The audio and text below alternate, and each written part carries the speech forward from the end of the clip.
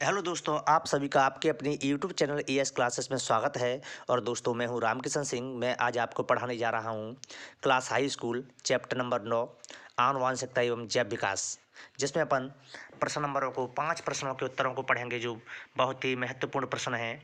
इनमें पहला प्रश्न है, आनुवंशिकता क्या है, इसके लक्षण एवं आनुवंशिकी को समझाइए। क्वेश्चन नंबर 2, मानव में लिंग निर्धारण की प्रक्रिया से आप क्या समझते हैं, इसकी क्रिया विधि को समझाइए। क्वेश्चन नंबर 3, निम्नलिखित को उदाहरण देकर समझाइए। अवशेषी अंग, समजात अंग, समरूप अंग।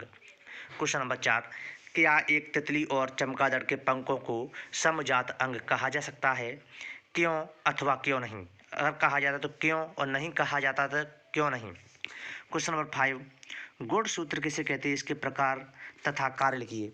वेरी वेरी मोस्ट इम्पोर्टेंट है क्वेश्चन। ये पांचों प्रश्नों में से आपको एग्जाम में एक दो प्रश्न जरूर मिलेगा, तो आप हमारे चैनल में बने रहिए और इन प्रश्नों के उत्तर आज अपन जानते हैं। जिसमें पहला उत्तर पढ़ेंगे, प्रश्न का उत्तर पढ़ेंगे कि आनुवांशिकता क्या है, इसके लक्षण लिखते हुए आनुवांशिकी को समझाइए। आनुवांशिकता देखते हैं कि आनुवांशिकता क्या होता है कि जनक जीवों से संतति में जो लक्षणों को संचरण को आनुवांशिकता या हेरिडिटी कहते हैं। जैसे मान के चलें कि यदि हमारे माता पिता में जो लक्षण हैं वो ही लक्षण यदि उनसे उत्पन्न होने वाली संतान में भी पहुंचते हैं, तब इस इस लक्षणों को आनुवांशिकी लक्षण कहते हैं और इस प्रक्रिया को क्या कहते हैं, आनुवांशिकता। तो चलिए अपन इस क्वेश्चन का आंसर देखते हैं। जनक जीवों से संतति में लक्षणों के संचरण मन होता है पहुंचना, संचरण को आनुवांशिकता इंग्लिश में से हेरिडिटी कहते हैं।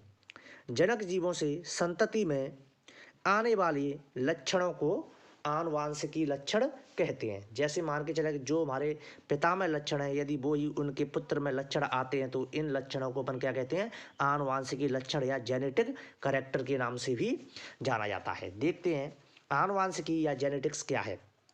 विज्ञान की वह शाखा जिसके अंतर्गत आनुवंशिकता के नियमों का नियंत्रित करने वाले कारकों का अध्ययन किया जाता है उसे आनुवंशिकी कहते हैं। जनक ग्रेगर जॉन मेंडल को कहा जाता है।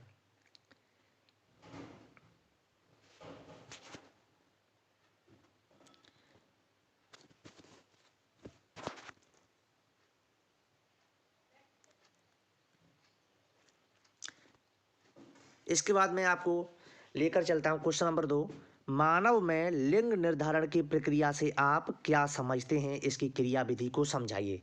वेरी वेरी मोस्ट इम्पोर्टेंट प्रश्न है जो हर वर्ष परीक्षा में पूछा जाता है और अच्छा प्रश्न है।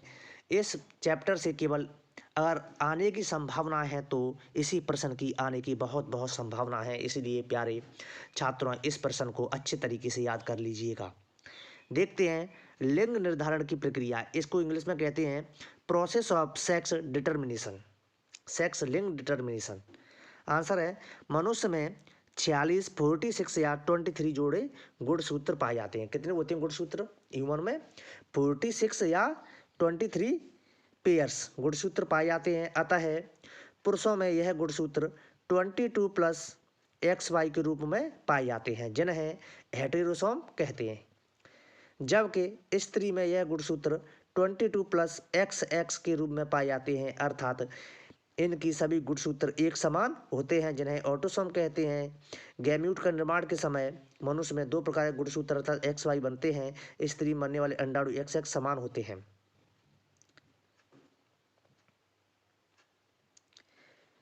तब उत्पन्न संतान पुत्री होगी, जबकि पुरुष का वाई गुणसूत्र स्त्री के अंडाणु को निषेचित करता है, तब उत्पन्न होने वाली संतान पुत्र होगा। इसी प्रकार से मनुष्य में लिंग निर्धारण की प्रक्रिया पुरुष के 23वें जोड़े के वाई गुणसूत्र पर निर्भर करती है। यदि कहा जाए कि लिंग निर्धारण की प्रक्रिया किस पर निर्भर करती है, तो ह्यूमन होता है मेल के 23वें जोड़े के वाई गुणसूत्र पर निर्भर करती है। चलिए इसे अपन चित्र के द्वारा, चित्र के माध्यम से इसे पढ़ते हैं। आइए समझते हैं इसे कि क्या होता है।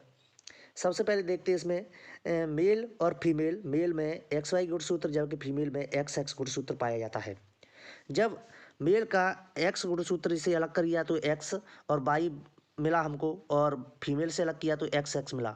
जब एक्स गुणसूत्र फीमेल के एक्स से फ्यूज होता है तब एक्स एक्स बनता है, और मेल का एक्स गुणसूत्र फीमेल के एक्स एक्स से फ्यूज होता है तब भी एक्स एक्स फीमेल बनता है। यहाँ पे इसी प्रकार से इसे अपन मिला लेते हैं और मेल का वाई गुणसूत्र फीमेल के एक्स से प्राप्त होता है, फ्यूज होता है, तब यहाँ पे एक्स वाई बनता है। अर्थात कहने का मतलब ये है कि इसमें 50% मेल और 50% फीमेल के लक्षण मिलते हैं। लिंग निर्धारण क्या है? यह एक ऐसी प्रक्रिया है, सेक्स डिटर्मिनेशन क्या है? यह एक ऐसी प्रक्रिया है जिसके द्वारा हम लैंगिक जनन से उत्पन्न होने वाला प्राणी नर है या मादा, अर्थात मेल है या फीमेल, इसका पता लगाना ही सेक्स डिटर्मिनेशन अर्थात लिंग निर्धारण कहलाता है। तो क्या है इसमें कि लिंग निर्धारण के द्वारा हम पता लगा सकते हैं कि जो उत्पन्न होने वाली संतान है ना, जो मेल है या फीमेल है, इसका पता लगाना ही लिंग निर्धारण कहलाता है। इसके बाद देखते हैं प्रश्न नंबर 3, निम्नलिखित को उदाहरण देकर समझाइए। इसमें देखते हैं क्वेश्चन नंबर पहला है अवशेषी अंग, ऐसे अंग जो कार्य के लिए आवश्यक हैं तथा पूर्ण विकसित नहीं होते हैं अवशेषी अंग कहलाते हैं, जैसे मानव में पाई जाने वाली निमेषक झिल्ली, अक्कल दाढ़, बर्मी फॉर्म आदि। क्वेश्चन इसमें दूसरा समजात अंग, समजात अंग क्या होते हैं? जीवों के अंग जिनकी उत्पत्ति एवं संरचना समान होती है, जीवों के वे अंग जिनकी उत्पत्ति और संरचना कैसी होती है? समान, लेकिन कार्य इनका अलग अलग होता है, समजात अंग कहलाते हैं। जैसे मनुष्य के हाथ, चमगादड़ के पंख आदि। जैसे मनुष्य के तो हाथ होते हैं लेकिन चमगादड़ के पंख हैं वो ही हाथ का काम करते हैं, इसीलिए ये समजात अंग हैं, अर्थात इनके जो कार्य हैं वो अलग अलग होते हैं, जैसे मनुष्य के हाथ और चमगादड़ के पंख। नंबर 3 समरूप अंग, समरूप अंग क्या होते हैं?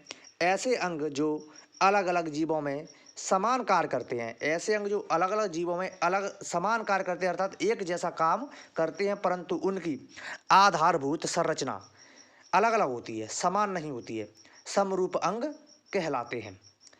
जैसे उदाहरण के लिए देखते हैं कि स्त्रियों के पंख और कबूतर के पंख आदि। अब तक के लिए हमारे चैनल में बने रहने के लिए बहुत बहुत धन्यवाद। चैनल को लाइक शेयर सब्सक्राइब जरूर करें।